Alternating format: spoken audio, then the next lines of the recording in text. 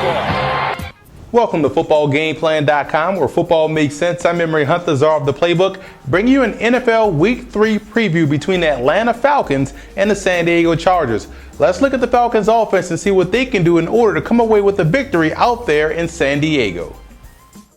Right off the bat, the Atlanta Falcons offense, the offensive line mindset and the running back's eyes is what's lacking in the running game. The offensive line has to get back to that nasty mentality that they had when they were grounding and pounding the rock. Right now, they're getting too pass happy, and running the football is all about a mindset.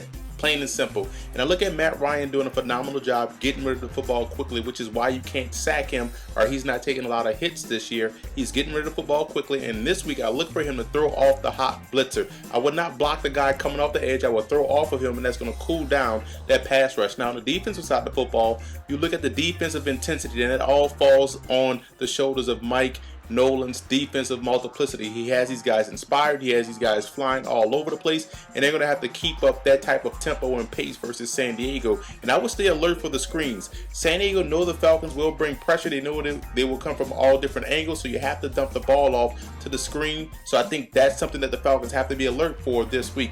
The X factor has to be the offensive line and pass protection. If they can protect the passer, then the Falcons offense can put up a lot of points on San Diego.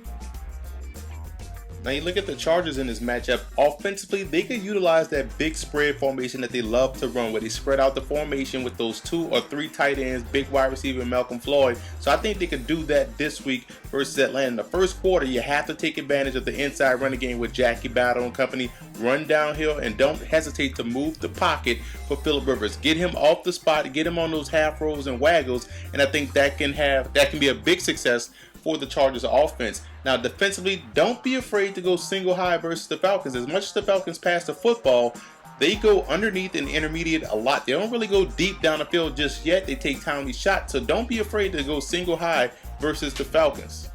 Antoine Cason will be the main target this week, so he has to raise his level of play and get back to what he was last season. And I look at the fact that the Chargers have to understand the situation and play to it versus Matt Ryan. For example, if it's 3rd and 6, he's going for the 6th or 7th yard. So play to that situation, and that way you can more effectively get pressure on him. And the X factor this week has to be the secondary. It goes without saying, the Falcons' passing attack puts a lot of pressure on opposing defense, so the secondary will have to step up and be ready to play.